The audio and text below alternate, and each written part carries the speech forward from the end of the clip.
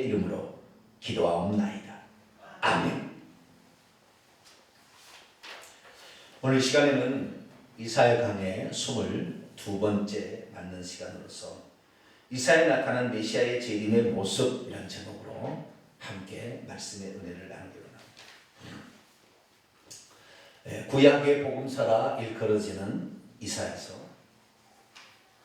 메시아에 관한 가장 많은 예언을 담고 있어서 구약 성경 가운데 이사야 강의를 시작한 지 벌써 22번째가 되었습니다.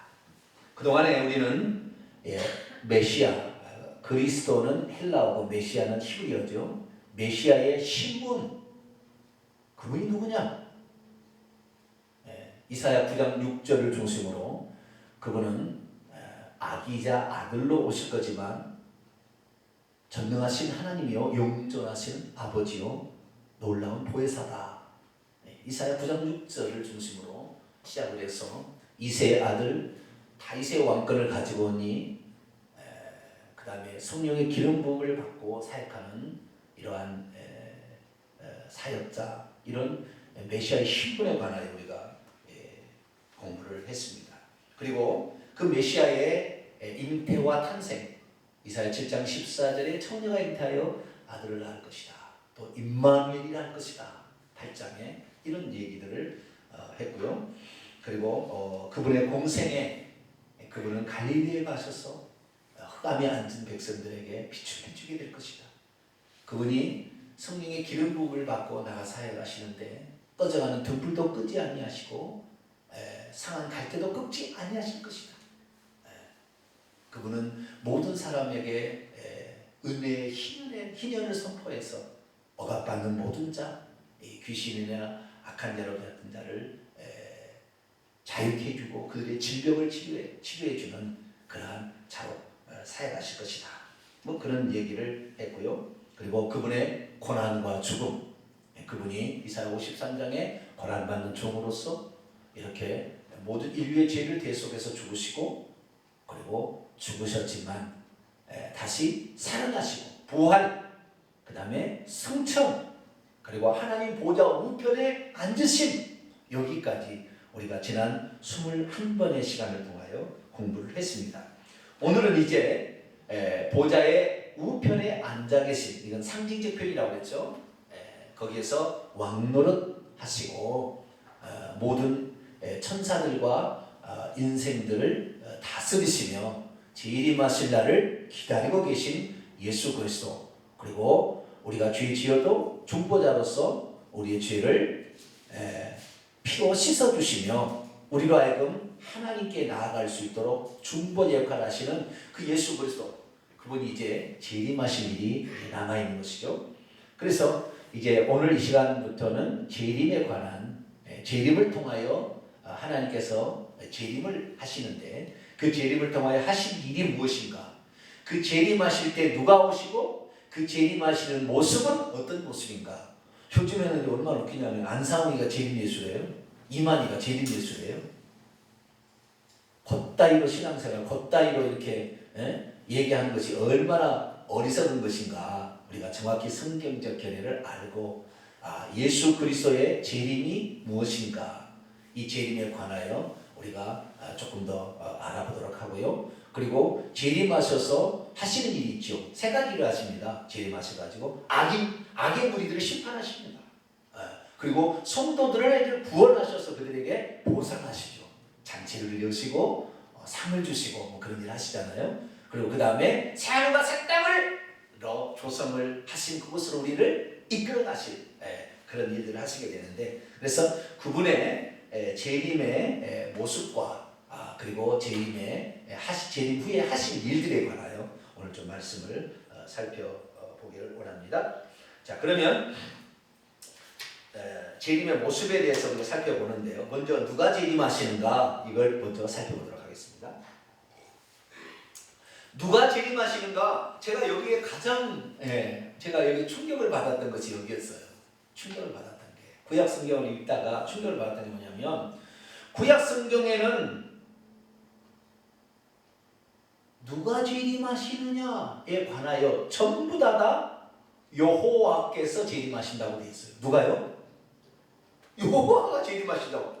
여호와가 오신다고, 왕으로 오신다고 되어 있어요. 그러니까 그 왕으로 오시는 것이 초림도 되고 재림도 될 수 있잖아요. 왕으로 오시는 것이. 그러면 이게 그 문맥을 보게 되면 이게 초림 육체를 입고 오셔서 왕으로 오신 것인가, 아니면은 정말 전능자로서 이렇게 오시는 것인가, 그것은 본문의 문맥을 통해서 우리가 알 수가 있는 것이죠. 그런데 전부 오시는 것이 뭐냐면 초림의 예수도 여호와가 오신다고 되어 있고요, 재림의 예수도 여호와께서 오신다고 되어 있다 이 말이에요.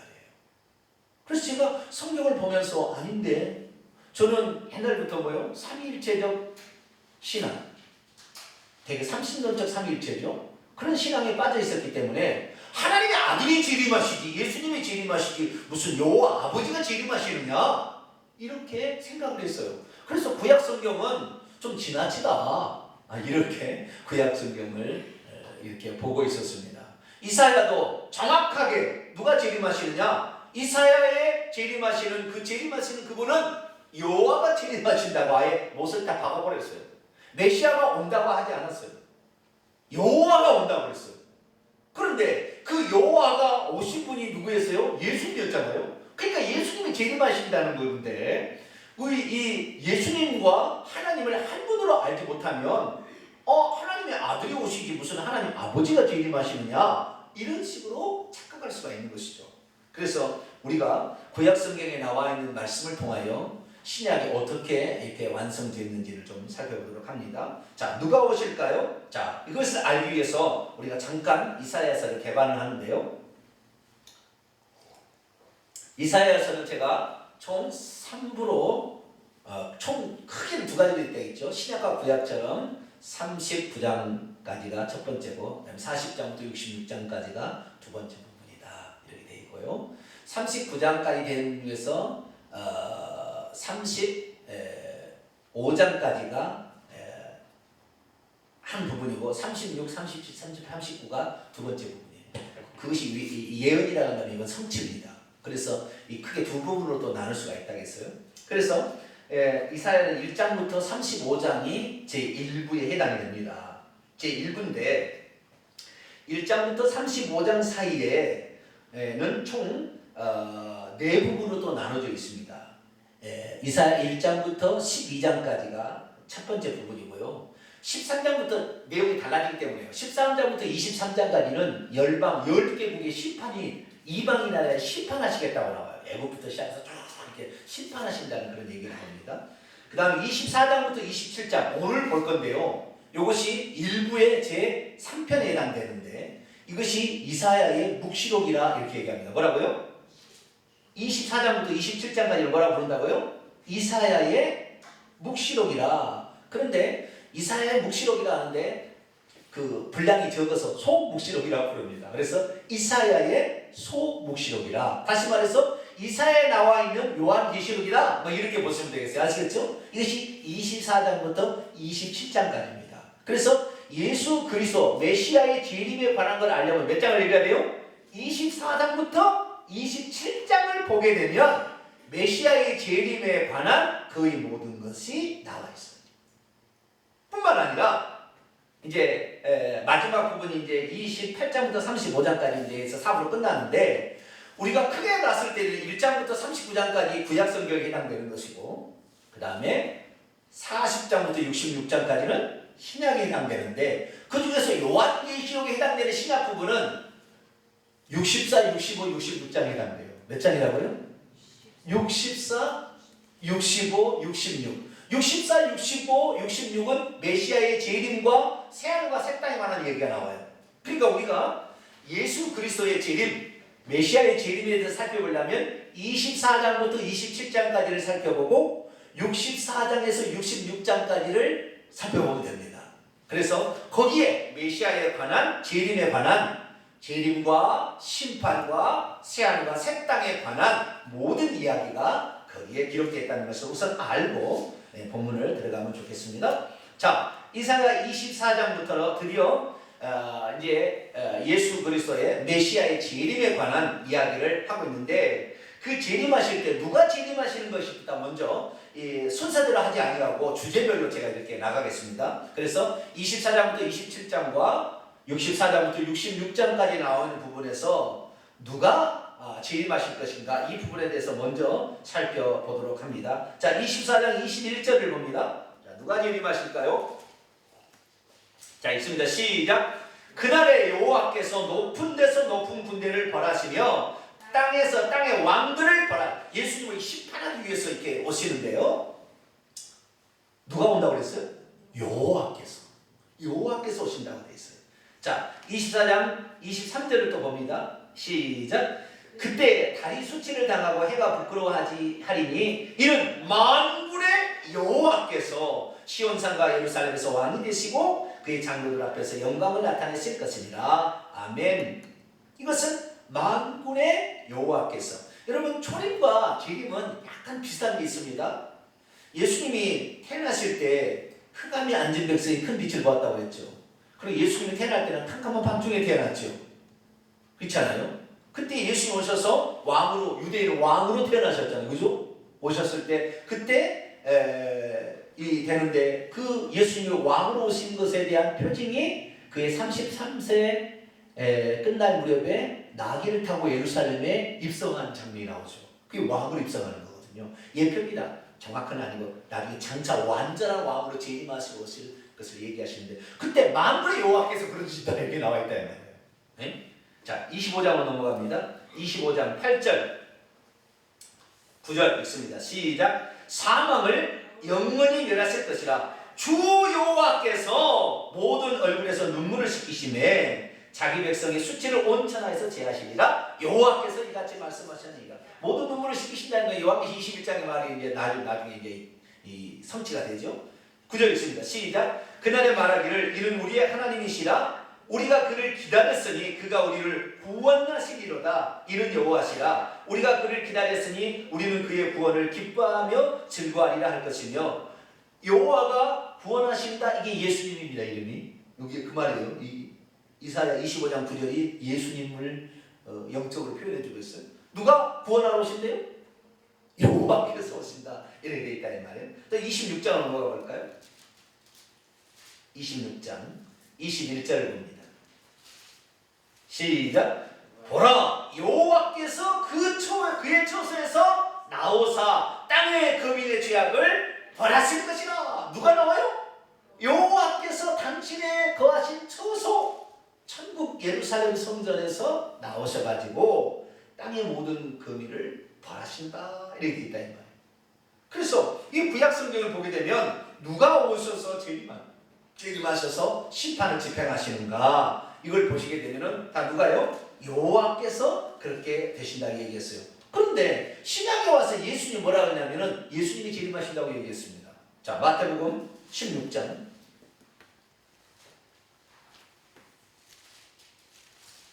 마태복음 16장 27절입니다. 마태복음 16장 27절 읽습니다. 시작. 인자가 아버지의 영광으로 그의 천사들과 함께 오리니 그때 각 사람 행한 대로 갚으리라.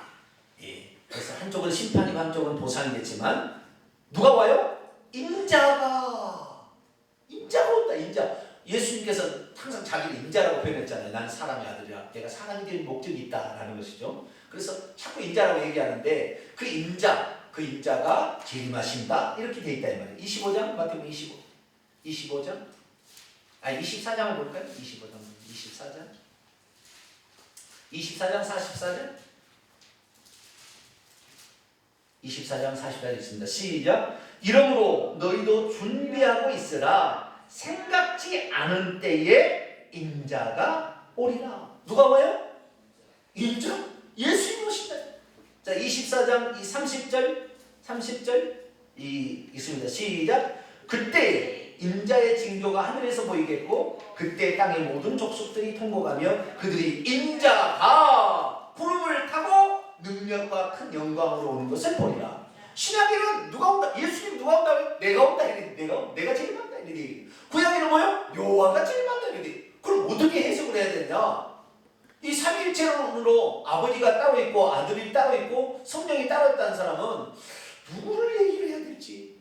유대교로 돌아가자니 이건 아닌 것 같고 애매한다 이 말. 애매한. 그런데 요한계시록에 가면 답이 딱 나와버려요. 요한계시록. 왜요? 요한계시록에는 예수님이 인자로서 사역을 사람으로 오셔가지고 사역을 마치시고 다시 복귀하셔서 하나님이 되신 상태에 있으니까 그때 누가 오는지를 요한계시록에 말하고 있다는 말이에요. 네? 누가 오시는가 이 얘기를 하고 있다는 말이에요. 그래서 요한계시록에 가면 이분이 오신다 이거 알 수 있는 이분이 오신다. 누가 오신다고 되어 있을까요? 자, 요한계시록 1장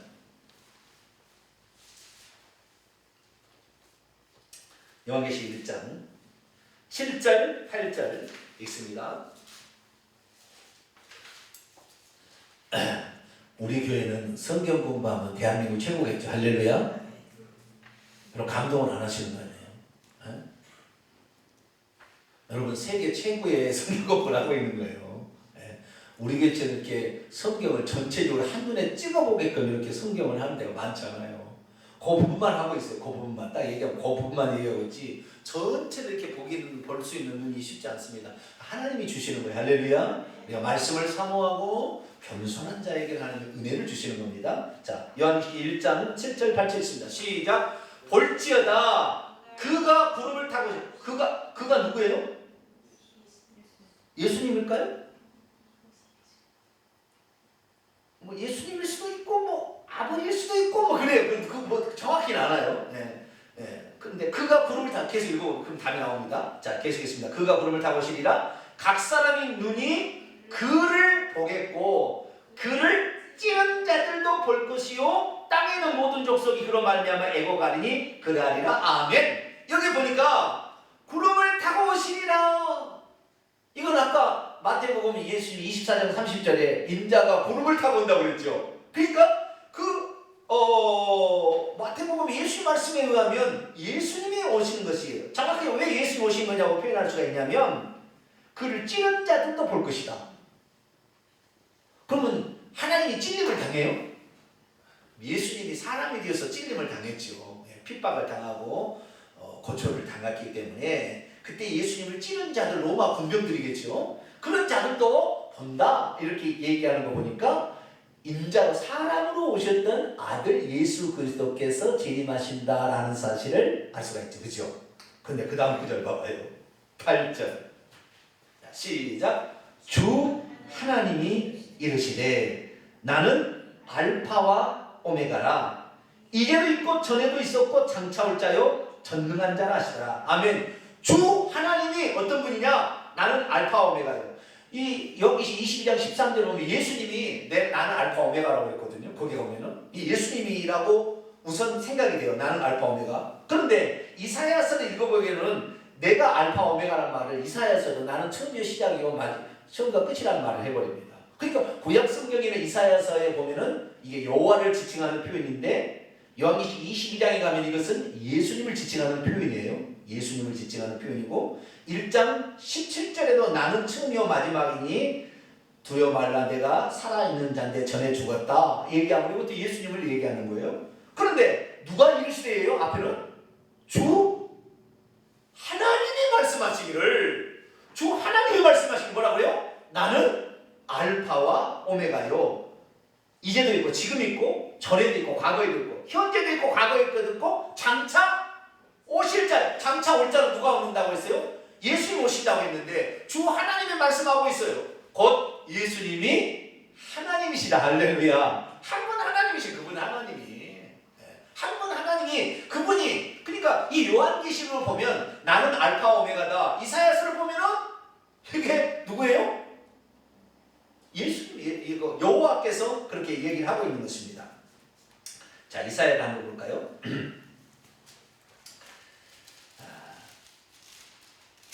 이사야 44장을 볼까요? 이사야 44장 6절.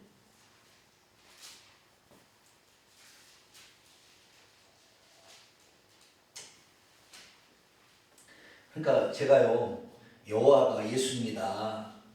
여호와가 한 분 하나님이 구약에는 여호와로 나타나셨고 그분이 육체로 입고 오신 분이 예수님이다 이렇게 얘기하니까 곧 여호와가 예수님이다. 이거 틀린 건 아니잖아요, 그렇죠? 정확하게는 아닐 수 있어요. 왜냐하면 그 나타나는 사역적 측면이 약간 차이가 있으니까.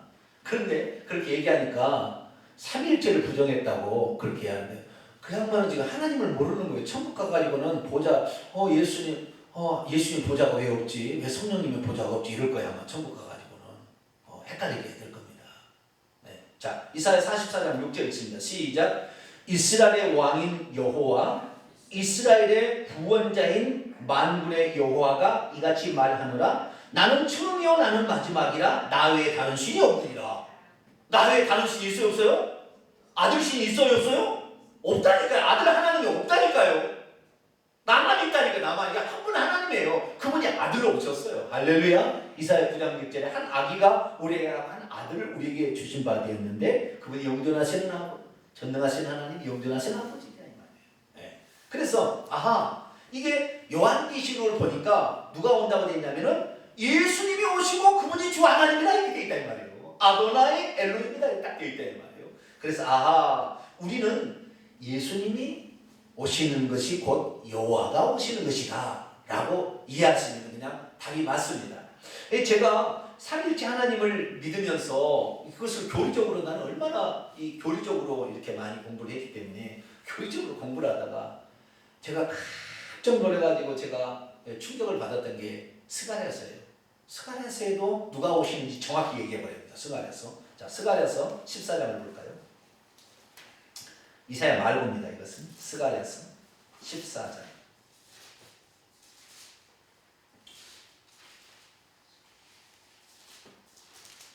4절 5절. 스가랴서 14장 4절 5절 읽습니다. 시작. 그날에 그의 발은 누구예요? 3절에 보니까 그때 여호와께서 나가서 전쟁하신대요. 그의 발은 누구예요? 여호와의 발이겠죠. 근데 여호와는 발이 있어요 없어요? 없죠. 여호와는 예수님만이 나타난 하나님 아시겠죠? 보이지 않는 하나님은 안 보여요. 영이시니까. 그런데 그분의 아버지의 품속에 있는 독생하신 하나님이 나타나셨죠. 그분이 아들로 나타나셨죠. 그래서 아들을 통하여 하나님의 형상을 볼 수가 있는데 예수님은 발이 있죠.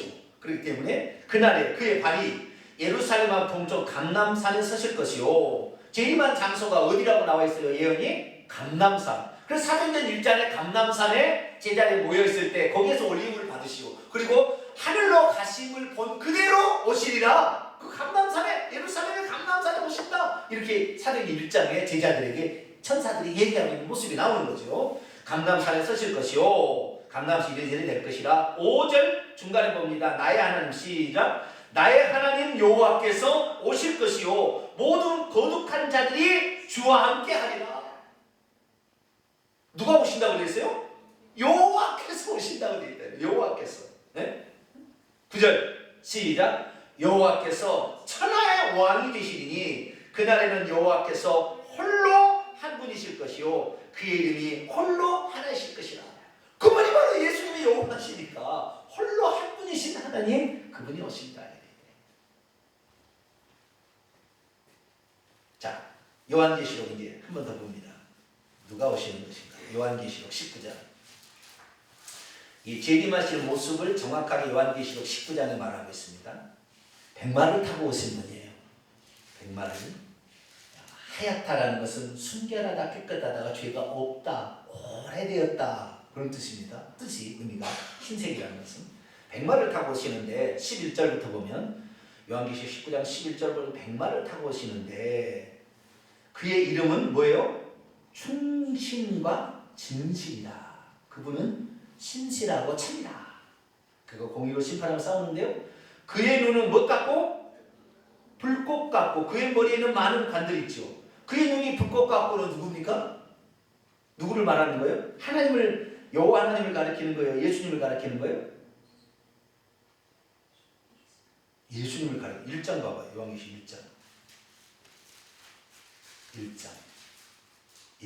14절 13절 14절 시작. 촛대 사이에 인자 같은 이가. 왜 인자라고 하라고 인자 같은 이라고 하는 줄 아세요? 네? 이제는 사람이 아니잖아요. 천국에 올라갔는데 사람처럼 보이지만 사람은 아니에요. 이제 신이니까 아시겠죠? 전능하신 전능자니까. 그래서 인자 같은 이라고 요한계시록 나옵니다. 복음서에는 뭐로 나와요? 인자라고 나오고 요한계시록은 인자 같은 이 일찍 죽임을 당한 어린 양 이렇게 표현이 되는 거죠. 인자 같은 이가 발에 끓이는 옷을 입고 가슴에 금띠를 띠고 그의 머리와 털의 희가 흰 양털 같고 눈 같으며 그의 눈은 불꽃 같고 그렇죠. 그리고 누구를 가리키는 거예요? 다시 요한계시록 19장 그의 눈은 불꽃 같고 예? 인자 같으니 일찍 죽임을 당해서 전에 죽었었느라 내가 지금은 살아있다. 사망과 음부 열쇠를 가지신 그분이 한 분 하나님이신 아들이신 예수 나타나신 그분인데 그분의 13절 그분이 피 뿌리는 옷을 입었어요. 예, 피 뿌리는 옷을 모든 사람을 정결케 하는 일을 하시기 때문에 피 뿌리는 옷을 입었고요. 왜? 제사장으로서 사해가면 피가 뿌려지잖아요. 그래서 모든 사람을 죄를 사하기 위해서. 그리고 그의 이름은 뭐예요? 하나님의 말씀이 태초에 말씀이 계시나 이 말씀이 하나님과 함께 이 말씀이 곧 하나님이라. 예수님은 그 말씀하시는 그 하나님 그것을 가리키는 것이고 하늘의 군대들 천사들이겠죠. 천군 천사들이 희고 깨끗한 세마포옷을 입고 백마를 타고 또 그를 따르고 있습니다. 그래서 예수님의 입에서 15절에 예리한 금이 나와서 만국을 치고 철장으로 그들을 다스리는데 전능하신 하나님의 맹렬한 진노의 포도. 그러니까 그분이 예수님이 하나님이니까 전능자니까 이제 그 모든 사람이 그 심판을 받게 될 것이고 16절 그 옷과 그의 다리에 이름 쓴 것이 있으니 만왕의 왕이요 만주의 주라.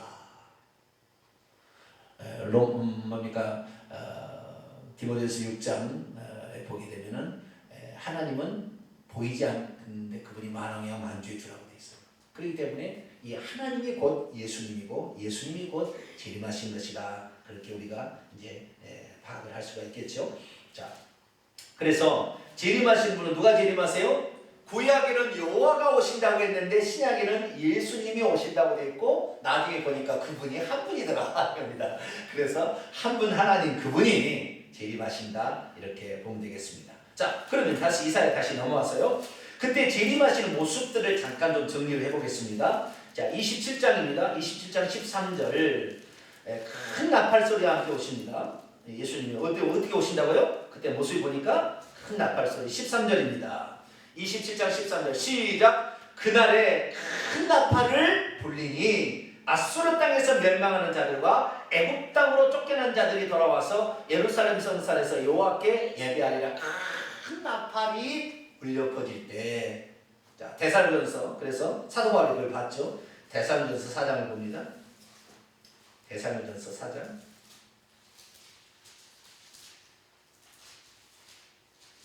16, 17절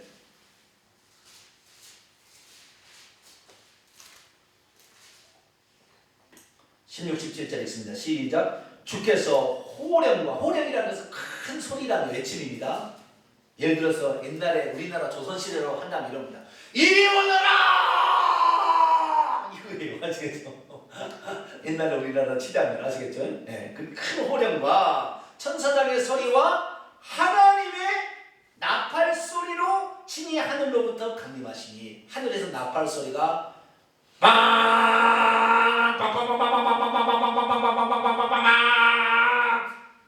이런 소리가 들릴지 안 들릴지는 정확히 모르겠지만 저한테 들릴 것이라고 저는 생각하고 이게 근데 예수님도 그런 얘기했어요.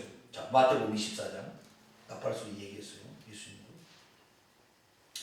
마태복음 24장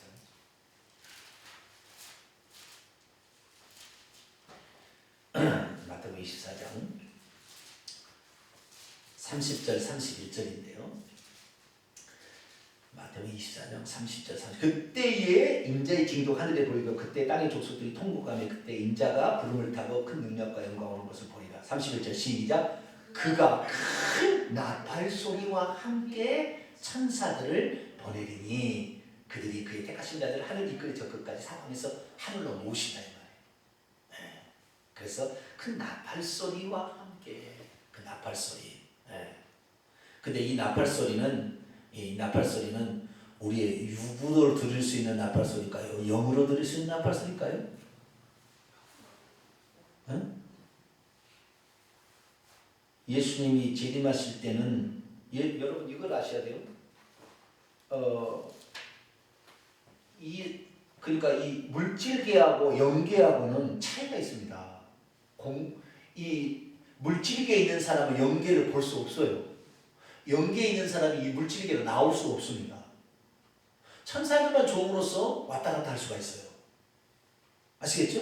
천사들은 하늘에 있는 예수님의 천한 천사들이 왔다 갔다 하고 있게 하고, 지옥에 있는 천사들이, 타락한 천사들이 왔다 갔다 하지, 지옥에 들어가 있는 불신의 영혼들이 못 나와요. 천국에 가 있는 우리가 구원받은 성도들은 못 나옵니다. 영계를 한 번 가면은 왔다 갔다 안 돼요. 이렇게 이동이 안 되게 돼 있습니다. 이게 영계와 물질계의 차이입니다. 차이가 있어요. 그런데 예수님이 재림하시는 날은 뭐요? 영계와 물질계가 공존하는 시간이에요. 공존하는 시간. 그 시간에. 그래서 예수님이 오실 때 이미 천국에 들어가 있는 성도들도 데리고 오죠. 천사들은 백마를 타고 군대처럼 와서, 이 천사들은 누구하고 싸울까요? 귀신들하고 싸울 것이죠. 예, 귀신들하고 싸울 것이고, 예수님은 귀신의 대장인 사탄 마귀를 입에 검으로 채울 것이고, 우리 성도들은 그냥 뒤만 따라가면 됩니다. 여호수아 본반 앞으로 가서 하듯이 그냥 예수님만 따라가면 예수님 알아서 전능자는 본받아겠습니다. 하면 끝나는 거죠. 뭐 이게 간단히 끝나는 거예요. 우리는 그 뒤에 따라가는데, 이 성도들이 같이 이렇게 오시게 되는 것이죠. 근데 그때 그 순간에, 그때 뭐요? 주님께서 재림하실 때, 그때 하늘에 이미 들어가 있는, 천국에 들어가 있는 성도들을 데리고 오시는데, 그때 당시에 죽은 성도들이 있을 거 아닙니까? 마지막에 아마겟돈 전쟁, 세가 마지막에 막 환난으로 말만 죽은 사람들 있잖아요. 그때 죽은 성도들은 그때의 시체에서 먼저 죽은 자들이 먼저 신령한 몸을 입고, 그 시체가 올라가는 거 아닙니다. 죽은 자들이 신령한 몸을 입고 공중에서 주님을 맞이하게 되는 겁니다. 아시겠죠? 그 다음에 아직 살아있는 사람도 있어요. 끝까지 환난을 간다 할지라도 그 환난에 살아있는 믿는 이들도 있을 거 아닙니까? 그들도 호련히 변화되어서 올라가게 되겠죠. 그러면은 호련히 변화되어 올라가게 될 때 아마 육체는 푹 쓰러지든지 그러게 되겠죠. 예. 그래서 올라가게 됩니다. 그러니까 그 순간에는 육체와 영계가 동시에 존재하는 그 시간입니다. 그래서 아마 그 나팔 소리도 들을 수도 있겠고, 육체로 재림하시는 예수님을 볼 수도 있을 겁니다. 공존한 시간이니까. 그러나 그 전에는 절대 그럴 수 없습니다. 영계를 우리가 눈으로 볼 수 없어요. 그게 불가능한. 하나님이 특별히 어떤 일로 말미암아 일을 시키기 위해서 그것을 보여주지 않는 한 절대 인간 스스로 할 수 없어요. 자, 다시 넘어갑니다. 그 나팔 소리와 함께 오실 것이라 라고 얘기가 되어 있고요. 그 다음에 또 보겠습니다. 이사야 다시 넘어갑니다. 26장 21절, 여호와께서 그의 처소에서 나와사, 어디서 오는 거예요? 그분의 처소, 셋째 하늘이 그 예루살렘 성전에 하나님의 보좌에서 이렇게 오실 것이죠. 그 다음에 21절 보게 되면 24장 21절 보면은 여호와께서 높은 데서 높은 군대를 멸하시며, 높은 데서 하늘에서죠. 높은 데는 하늘에서, 높은 군대를, 땅에서는 땅의 왕들. 그때 땅의 왕들은 뭡니까? 짐승과 거짓 선자를 따라서 하나님을 대적하는 무리들, 이들을 치는 전쟁이 아마겟돈 전쟁이라고 요한계시록에 나오죠. 그래서 이 마지막 전쟁, 이때 하늘에서는 높은 군대, 이게 뭐예요? 천사들입니다. 타락한 천사들을 멸하시고, 땅에서는 이 타락한 천사들의 사주를 받아서 하나님을 대적했던 악의 무리들, 그 악의 무리들을 처단하는 것이죠. 그래서 하나님께서 하나님의 보좌에서 오셔서 하늘로부터 조차 강림하시게 될 겁니다. 그런데 이만희가 하늘로부터 왔나요? 자, 왔다고 하면은 영계와 물질계가 교체되는 시간이잖아요. 그죠? 예수 재림은 무슨 시간이에요? 물질계에서 영계로 교체가 되는 시간이에요. 물질계 더 이상 없어져요. 여기. 좀 이따 베드로후서 3장에 보면 완전히 풀에 녹아지는 것처럼 완전히 녹아버려요. 없어져 버립니다. 다 없애버려요. 새 하늘과 새 땅, 완전히 새로운 세계가 진행되기 때문에 예수 재림으로 말미암아 물질계는 사라지고 영계로 들어가게 되는 겁니다. 이만희가 지금 재림이 예수래요. 그럼 지금 이건 뭐예요? 물질, 이건 뭐예요? 지금 이건 다 완전 사기꾼이죠.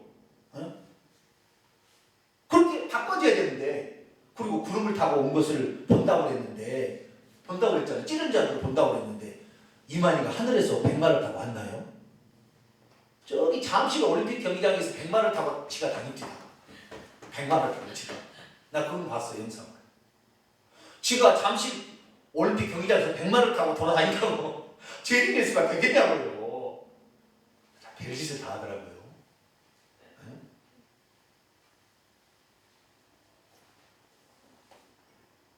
조영미 사모님, 나 물 좀 떠주세요.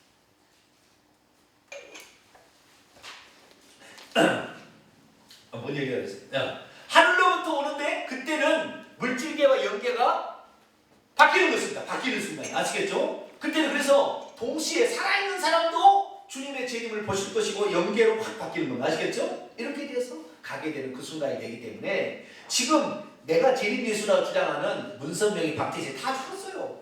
안상훈이가 다 죽었어요. 이만희도 지금 나이가 95세인가요?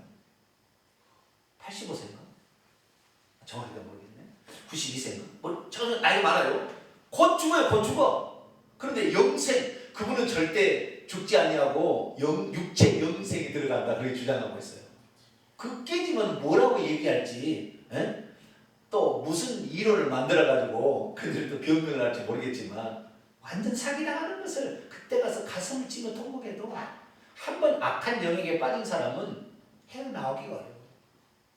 신천지 한번 들어가면은 빠져나오기가 어려워요. 요즘에 제 카톡으로요, 어떤 사람이 계속 신천지의 이야기를 카톡으로 보내주고 있어요. 어떤 자매인 것 같은데. 다른 사람에게 알아보라고 그랬어요. 다른 사람에게. 신천지에 대해서 미혹이 되겠냐고요. 우리가. 네. 참 가당치 않은 일을 그렇게 하는 사람이 있더라고요. 얼마나 어리석은지. 미혹 기운이 한번 그렇게 장악하면 끝도 갓도 없어요. 왜 신천지 이만희가 왜 메시아냐, 재림 예수냐 그러니까 성경에 동방에서 오시옵나요? 동방은 한국이라나? 그때 당시 한국이라는 나라는 알려지도 않는 거예요. 네? 말도 안 되는 이야기를. 네? 그때 동쪽에서부터 고레스가 오는 이사야 있잖아요. 네? 페르시아의 왕이 와가지고 기름 부음 받은 자로 1차로 이스라엘 민족을 포로에서 해방시켜주는 메시아의 그림자 역할을 하는 것을 말해주고 있는 것을 갖다, 그것이 이만희래요. 동방에 있는 조선에서 이만희가 이 재림 예수가 온다. 메시아다. 그 근거를 대라니까 그 근거를 대는 거예요. 말이 안 되는 이야기를 그렇게 하는 거 있습니다. 어쨌든 우리는 예수 그리스도를 나중에 우리가 살아있다고 그러면은 공중의 구름을 타고 성도들과 천사들과 함께 오는 것을 보게 될 것입니다. 할렐루야.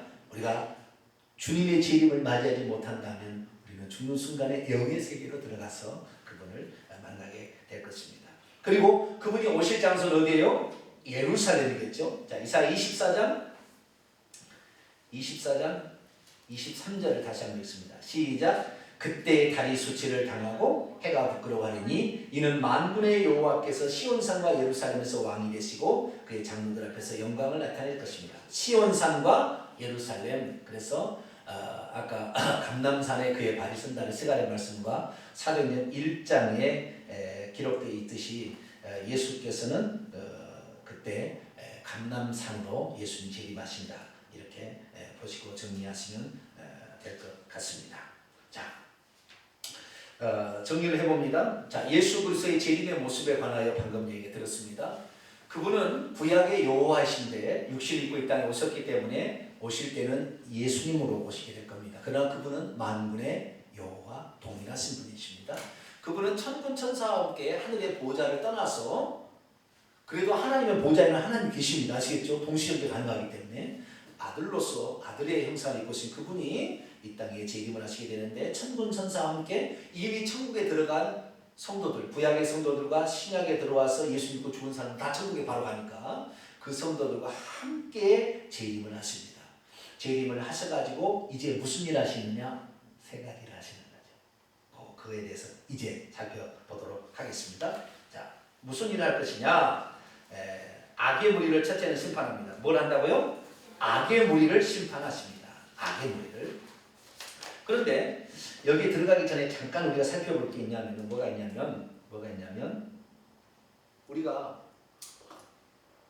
여기에서 저도 혼돈을 엄청 많이 했고요. 그래서 이것 때문에 지금도 잘못된 종말론에 빠지는 사람들이 있어요. 그런데 헷갈리게 성경은 헷갈릴만 하는 것들이 많아요. 그게 뭐냐면 예수 그리스도께서 재림하실 때에 죽은 성도들이 무덤에서 부활한다. 이렇게 알고 있는 사람들이 태반입니다. 저도 그렇게 알고 있었습니다. 그러니까 내가 만약에 예수 그리스도를 믿다가 죽은데 주님 오시 전에 만약에 죽었다. 그러면 나는 천국을 안 가고 무덤 속에 시체와 함께 있다가 예수님이 재림하시는 날 무덤 문을 열고 호련히 변화되어 가지고 올라간다. 이렇게 알고 있었어요. 맞을까요? 들을까요? 네? 저는 과거에 그렇게 알고 있었어요. 정말로 그렇게 알고 있었어요. 그러니까 그때 이제 부활이라는 것이 언제 일어나느냐 문제인데요. 부활이. 그때 우리 사도신경이 문제예요. 사도신경. 그래서 아마 그렇게 했던 것 같아요. 사도신경을 봐봐요. 사도신경. 전능하사 천지를 만드신 하나님 아버지를 내가 믿사오며 그의 외아들 우리 주 예수 그리스도를 믿사 이미 성령 동정녀 마리아에 나시고 본디오 빌라의 권을 받아서 십자가에 못 박혀 죽으시고 장사는 삶을 죽은 자 가운데서 다시 살아나시며 하늘에 오르사 전능하신 하나님 우편에 앉아계시다. 여기도 우편에 앉아계시다. 이것 때문에 우편 보좌가 있는 줄 착각하는 거예요. 네. 상징적인 것인데 저리로서 산자 거기로부터입니다. 저리로서라는 건 뭐라고요? 저리로는 한자입니다. 중국말이에요. 우리나라 말은 그런 말이 없어요. 중국에 있는 한자를 그대로 번역한 겁니다. 저리로서. 거기로부터 저리로서 산자와 죽은 자를 심판하는 것이죠. 예수님이 지금은 목적이 뭐예요? 심판하는 거예요. 심판하는 목적이에요. 성령을 믿사오며 거룩한 공의와 성도가 쇠도 같은 거 죄를 사하여 주신 것 몸이 다시 사는 것과 여기에서 우리가 지금 착각하는 거예요. 여기에서 몸이 다시 산다니까 신체가 다시 살아나는 것처럼. 여러분 우리의 신체가 다시 살아날까요? 흙에서 왔으니까 흙으로 돌아가니까 신체에서 일어나지 않아요. 우리는 죽으면 우리 몸에서 내 영혼이 빠져나가면 이건 흙으로 가보기 때문에 주님 오신 날 그 신체 무덤 속에 있다가 저는 뭐까지 착각을 했냐면 사람이 시체 죽음에서 시체가 있는데 시체를 화장하면 안 된다. 왜? 시체를 태워버리면 영혼이 어디서 구할 거 있냐. 그러니까 매장을 해야 된다. 그래서 요즘에 묘를 조성할 공간이 없는데 화장을 하는 게 좋겠다고 화장을 하잖아요. 제가 반대했다니까요. 왜요? 성경은 화장을 하는 말이 없다. 첫째. 근거. 화장을 못 하겠어요. 제가. 한다고는 어쩔 수 없었는데 어떻게 할까 그러면 화장을 못 하겠어요. 제가. 왜 그랬을까요? 첫째. 성경은 단 한 번도 화장하지 않더라. 하나님의 백성들을 화장한 적이 없어요. 화장한 게 없더라. 그럼 뭐 하나님 말해도 전부 매장했다. 화장한 적이 없어. 그러니까 성경을 해야 되지 않냐. 두 번째 이유, 이게 첫 번째 이유였고 두 번째 이유는 부활할 때 사람들이 죽으면 그의 영혼이 바로 천국 안 가고 그 무덤 속에 있다가 예수님이 재림하는 날 호련히 거기에서 변화돼가지고 올라가야 될 텐데 화장해버리면 어디 가서 머물 데가 있겠냐. 그래도 그대로 안장을 해놔야 무덤 속에 안장을 해놔야 거기에 있다가 올라오지 않겠느냐. 그런 생각이 다는 아니지만 암암리의 머릿속에 있었던 거예요. 그래서 그렇구나. 이게 맞겠다. 그런 생각을 했는데 그러면 어디에서 내가 이런 말을 시체 속에 있다가 사람이 이렇게 부활해가지고 주님을 만나서 재림할 때 만날 것인가. 어디서 내가 그러면 이런 것을 알았을까. 성경을 찾아보니까 놀랍게도 이사야에 나오는 거예요. 오늘 읽었던 묵시록이에요. 자 보세요. 자 이사야 27장 아니 26장 이사야 26장 19절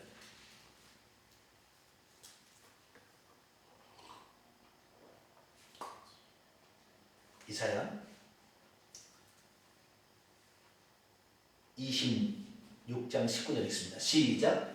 주의 죽은 자들은 살아나고 그들의 시체들은 일어나리이다. 티끌에 누운 자들아 너희는 깨어 노래하라. 주의 이슬은 빛난 이슬이니 땅이 죽은 자들을 내놓으리라. 아하하, 내가 없었던 것을 주장한 게 아니라 시체에서 일어난다. 왜 내가 그걸 생각했는가?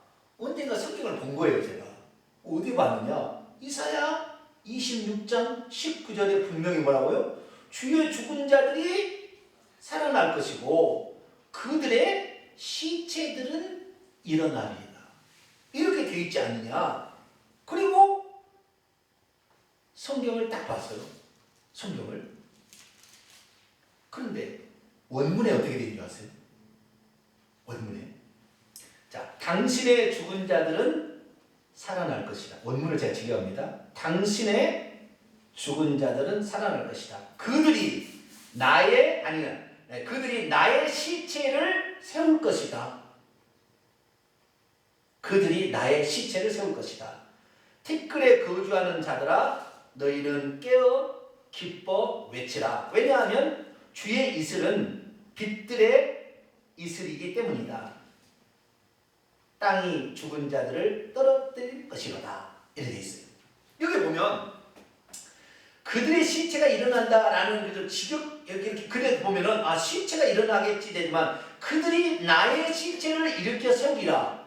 이것이 그러니까 성경을 보게 될 때 어떤 부분은 이 말이 죽은 자들이 죽지 아니하고 반드시 살아날 것이라는 표현을 이렇게 표현하는 것이 있을 수 있는 거죠. 시체에서 일어난다는 게 아니라 이건 두 가지 의미가 있는데요. 자 보세요.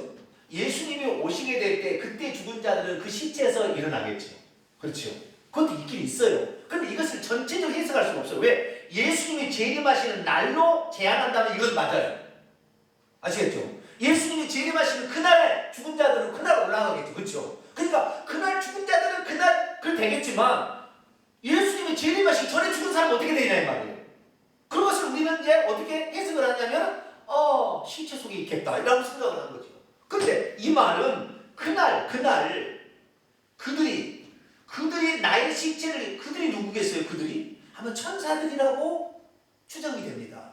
원문을 보면은 천사들이라고 추정. 그래서 그날 예수님이 재림하시는 날 일어날 상황을 지금 묘사하고 있는 거잖아요. 그죠?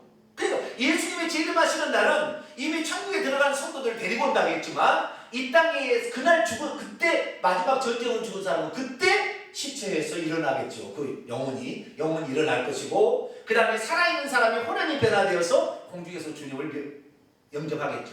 그러나 그날이 아닌 예수 재림의 날 당일이 아닌 다른 날에 먼저 죽은 사람들은 어떻게 될 거냐? 어떻게 돼요? 자, 데살로니가전서 3장을 봅니다.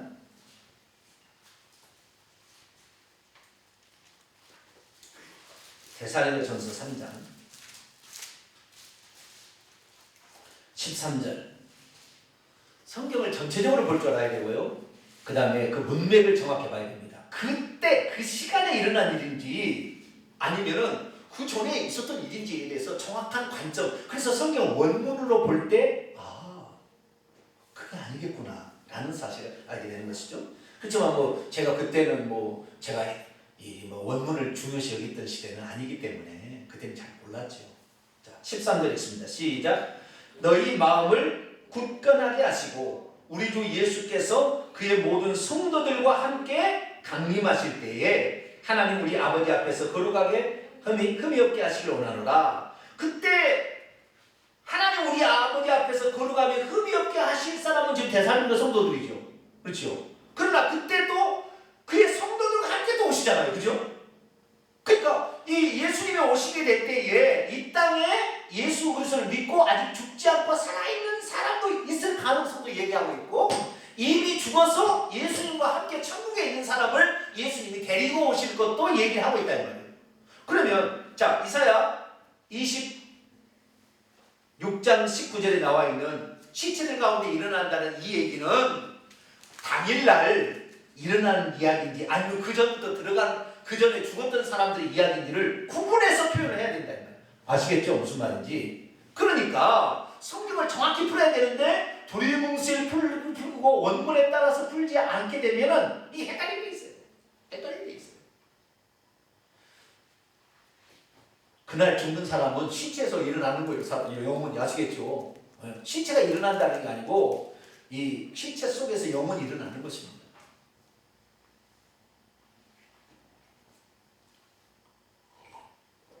그래서 우리가 죽은 자의 부활, 이 죽은 자의 부활은 이걸 알아야 됩니다. 종말은 개인적 종말이 있고 우주적인 종말이 있습니다. 뭐라고요? 개인적인 종말이 있고 우주적인 종말이 있어요. 개인적인 종말은 내가 죽음으로 종말이 온 거예요. 우주적인 종말은 예수님이 재림하심으로 종말이 오는 거예요. 개인적 종말은 지금도 예수 재림할 때까지 계속 있을 겁니다. 개인적 종말은 계속 있어요.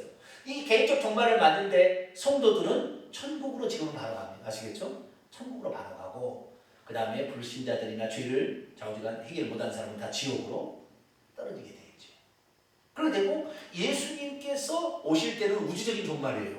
우주적인 종말은 그날 한꺼번에 그때 아마겟돈 전쟁으로 죽은 사람들이 그때 다 일어나서 주님을 맞이하러 공중으로 오겠죠. 네. 그래서 우리는 우주적인 종말까지 가면 좋겠죠. 그렇죠? 살아서 주님의 얼굴을 뵙고 공중에서 주님을 배울 날이 있으면 좋겠지만 혹시 그러지 못한다면 우리는 다 개인적 종말을 맞이할 거예요. 개인적 종말이면 그때는 육체는 흙으로 돌아가고 우리의 영혼은 천국으로 뿅 할렐루야 천국으로 가서 주님과 있다가 재림한다라는 사실을 우리가 먼저 좀 정리를 할 필요가 있겠습니다. 자 그리고 그 다음에 그분이 재림하셔서 그 다음에 재림하실 일이 있습니다. 이 재림하실 일은 세 가지인데 또 엄청난 일들이 많이 있기 때문에 오늘은 여기까지 하고 다음 시간에 이 재림하신 후에 심판하실 텐데 그 심판과 보상과 새하늘과 새 땅을 창조하는 일의 부분에 있어서는 우리가 또 다음 시간에 하도록 하겠습니다. 기도하겠습니다. 거룩하고 자비로우신 아버지 하나님, 종말론이 잘못되어서